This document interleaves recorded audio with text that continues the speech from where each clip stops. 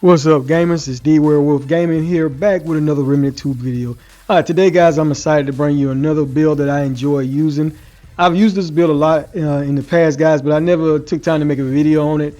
With that being said, with the new traits that came to the latest update, you was able to get up your trait points up to 85, so it just made this build even more good for Apocalypse. Alright, also the next thing I want to do is I want to thank everybody who continues to support my content and all those who are new to the channel as well. It means a lot, guys. I've been playing the games for many years now and never thought about making videos and posting them on YouTube.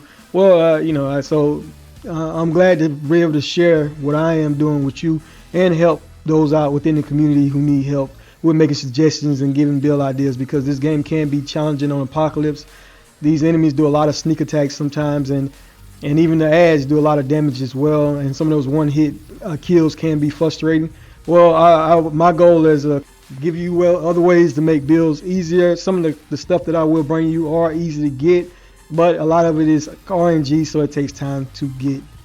Alright, and again, these builds, guys, I'm gonna say this like I always do, they're always blueprints. They're never meant for you to beat every boss in this game. I don't think every build, there are a couple of builds where you can probably use to beat every boss in the game, but for my playthrough and all the times I played through this game, I usually put on different builds based on different bosses. Now this build right here, I think can carry you through a good bit of them. It depends on, but any build that you use, you have to get used to playing with it. You just can't try to build and play with it one time and be like, oh, it doesn't work, guys. It has to work. You have to play with it, and basically what I'm saying is it has to go with your playstyle. Just because one person uses a build and may work for them doesn't always mean that it will work for everybody else. With that being said, everybody new to the channel, I really appreciate it, and those who continue to support my content as well, it means a lot, guys, and thank you for taking the time to watch my video today, guys, as well. It means a lot. So I'm gonna let you finish watching me killing this boss, and we're gonna go over this build breakdown. And I just want to say this real quick before I forget to say it while going over the build breakdown, is that this build, guys, you basically gonna be going invisible a lot. You're gonna be using the night fall gun, invisibility ability a lot, and you also gonna be using the shroud perk. So you're just gonna be going back and forth being invisible the whole time. On top of that, you're gonna be controlling time, slowing things down to make this fight, anything in the game, more manageable. Besides the bosses, it doesn't really work. This little time ability, slow time mods do not work on the bosses, but they do work on the ads, guys. It will show the little icon on the bosses, but as you can see, it doesn't really slow them down much. A lot of these, they still move pretty quickly. All right, guys, we will be able to go over the build breakdown in a couple of seconds.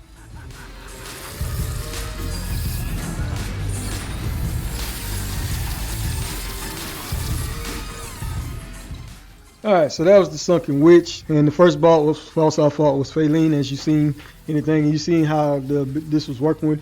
Alright, so the classes that you will need for this particular build is the Archon class, and the Archon perk is what you get. It's called Tempest.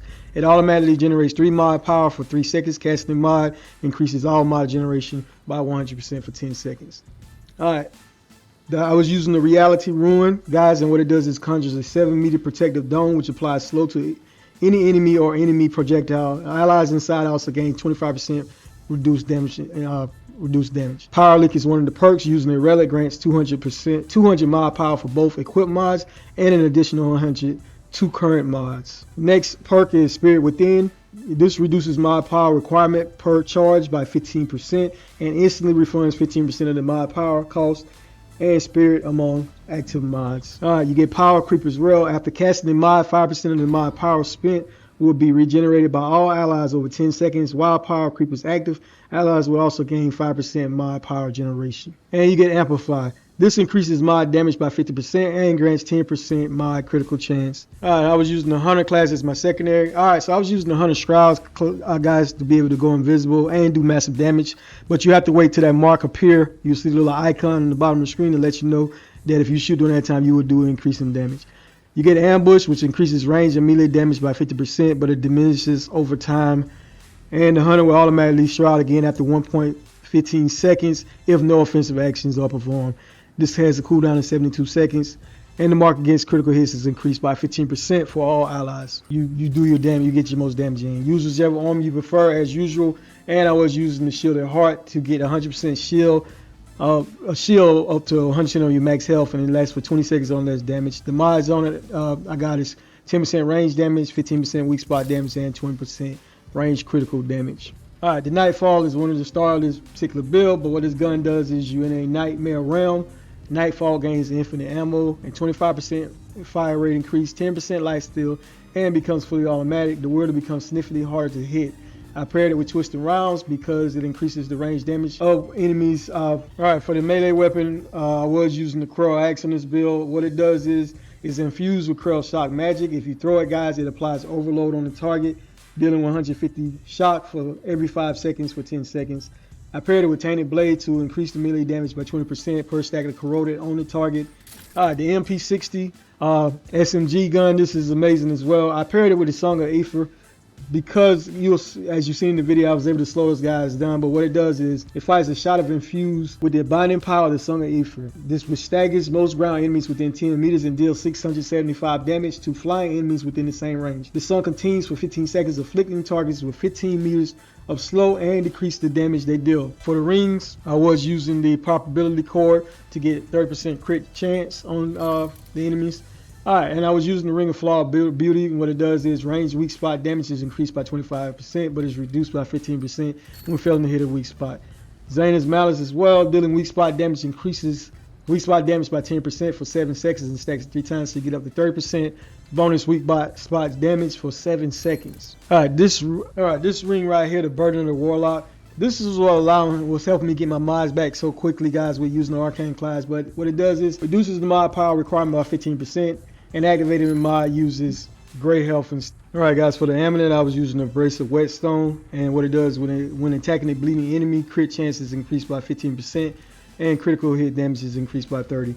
And I did have Twisting Rounds, so most majority of the time the enemies was bleeding, guys.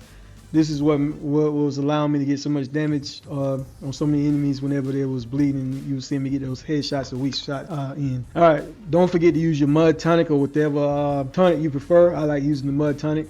Alright, guys, and let's take a look at my stats. I had critical damage of 80%, range damage of 50%, mod damage of 50%, range weak spot was 30%, 5% range crit chance, and a mod crit chance of 10%. Overall, just amazing build, guys. I enjoy using it. It comes with the Flash Caster trait because I'm using Archon, Long Shot because I'm using Hunter. Triage, increase healing by 50%. Fortify, increase my armor effectiveness by 50%. Regrowth to increase health regeneration. I got that max at 10 points. I got a little bit of ammo reserve.